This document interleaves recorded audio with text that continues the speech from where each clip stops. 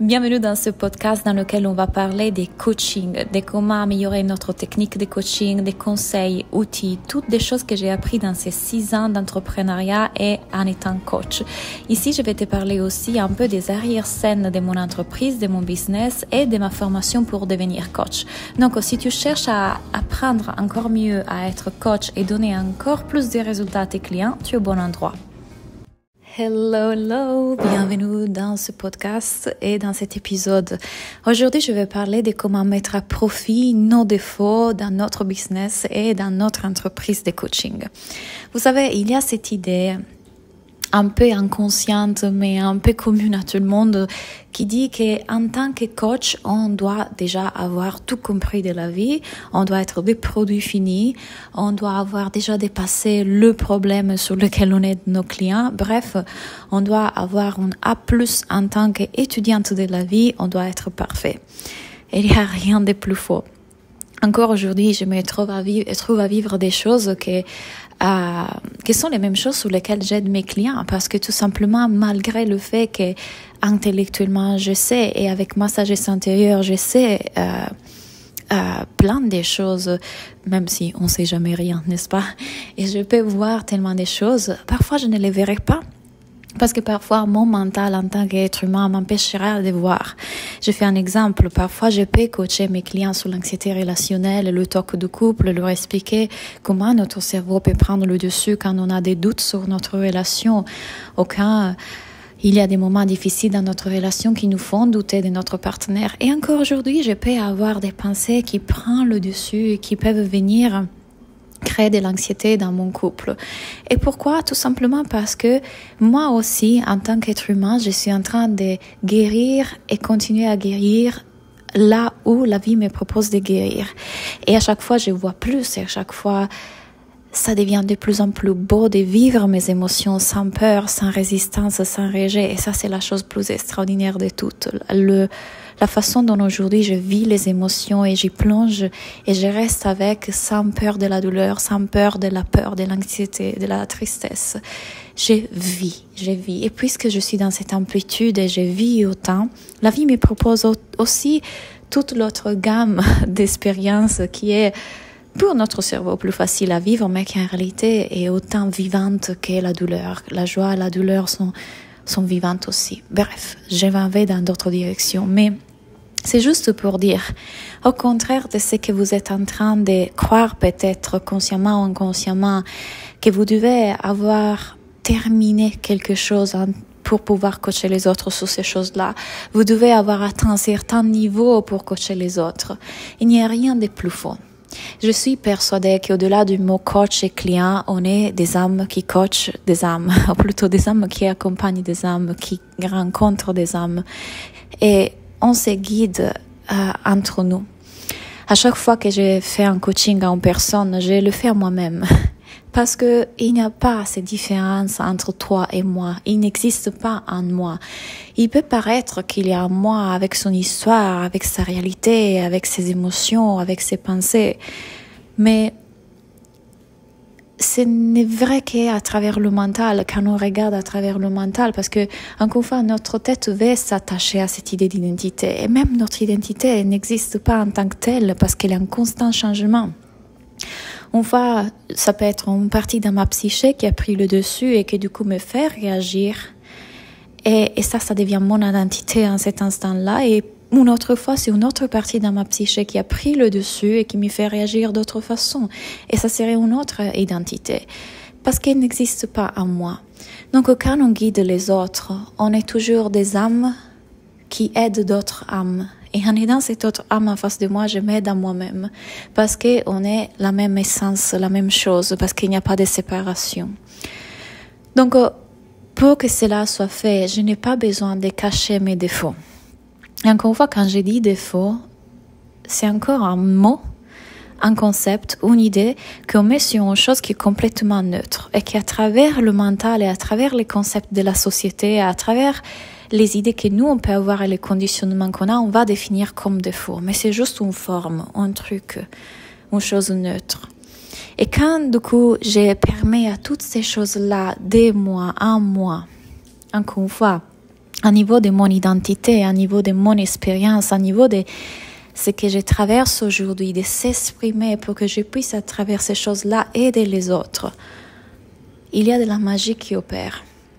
Quand j'arrête de les définir comme défauts et du coup de ne pas vouloir les montrer, d'en avoir peur, de me sentir honteuse vis-à-vis de ça, et qu'au contraire, je les utilise pour guider les autres, comme élément, comme outil, comme baguette magique qui me permet de créer cette transformation en moi et pour les autres. Donc, quand on croit qu'on doit être parfait pour être coach, qu'est-ce que c'est cette perfection qu'on est en train de se demander? Quand on croit que ces choses-là que notre cerveau voit comme défaut ne devraient pas être là, pourquoi on veut ça? Pourquoi on est dans la recherche de ces sortes de perfection ou de se donner cette note qui nous ferait considérer du coup quoi, légitime? Peut-être que du coup on peut rentrer en seconde sur l'idée de légitimité. Qu'est-ce que c'est vraiment se sentir légitime?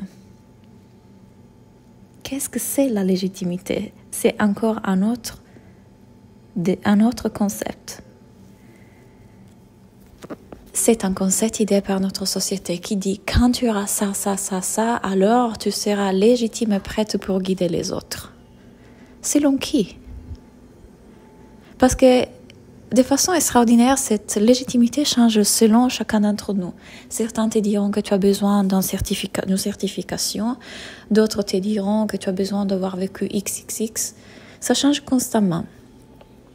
Ça n'existe pas, être légitime ou se sentir légitime. C'est un concept.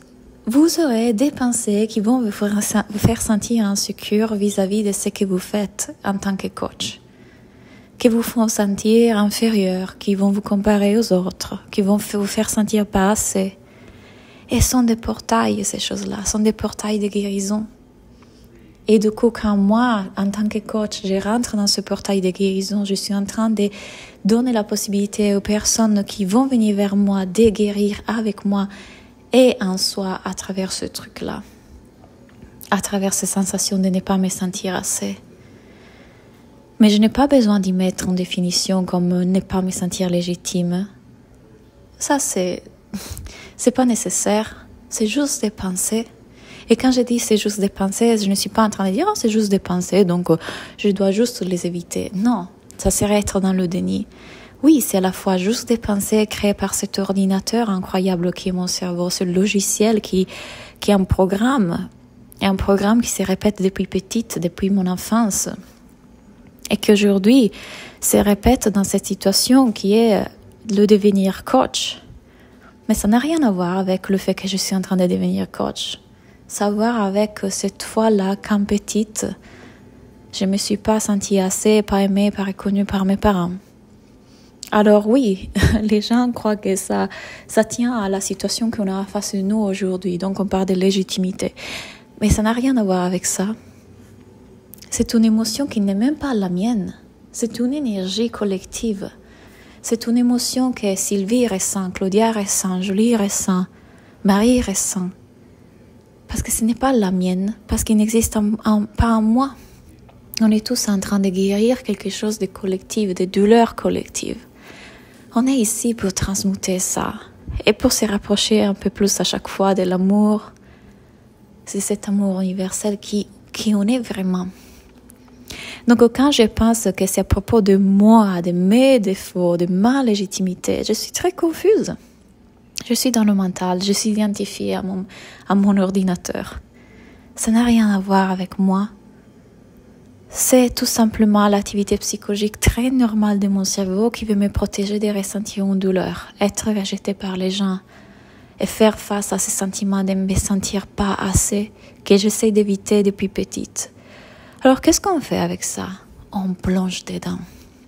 On le voit, on voit ce portail qui a été ouvert grâce au fait de vouloir devenir coach et on rentre dedans et on dit ok, c'est le moment pour moi de guérir ça. Et c'est exactement ce qu'on fait dans l'Académie de la vie, dans mon programme, je vous guide à faire ça. C'est exactement ce qu'on fait dans mon programme pour devenir coach, parce que pendant que vous apprenez à faire ça pour vos clients, inévitablement, vous êtes en train d'apprendre à le faire pour vous. Il y a des libérations qui se sont passées dans la formation pour devenir coach extraordinaire. C'est un vrai éveil, ce qui se vit dans la formation. Et dans l'épisode de la semaine prochaine, je vous amènerai mes élèves qui vont vous le raconter par eux-mêmes. Et donc, il y a une masterclass qui s'en vient, qui s'appelle « Comment utiliser ton histoire unique et ta sagesse innée pour créer une entreprise de coaching prospère ». Je vous laisse le lien ici en bas parce que du coup, je vous expliquerai concrètement dans cette masterclass comment est-ce que vous pouvez utiliser toute votre histoire et pas seulement les bons moments de votre histoire, toute votre histoire pour créer une entreprise de coaching qui a un succès. Aider les autres, les guider d'âme à âme. Quand on arrête de croire que mon histoire, c'est quelque chose de personnel et que je devrais parfois cacher, parfois un peu décorer, parfois améliorer. Mais quand je prends mon histoire unique et je décide de la déposer pour qu'elle puisse aider les autres, pour que je puisse aider les autres à travers mon histoire, à travers mon expérience de vie. Je vous expliquerai comment vous pouvez le faire dans les réseaux sociaux, comment vous faire du storytelling. Il y a tellement que je vais vous enseigner dans cette masterclass. Et surtout, on va parler de comment se reconnecter à notre sagesse innée quand on veut devenir coach. Donc, je vous laisse le lien ici en bas. Allez vous inscrire. La masterclass est bientôt. Et je suis sûre que vous allez adorer ce contenu et on va pouvoir aller encore plus loin dans l'exploration d'un coaching qui est vraiment un coaching du cœur, d'âme à âme, différent de ce que les gens font aujourd'hui dans l'industrie du coaching. Donc, j'espère de vous voir dans la masterclass et à bientôt.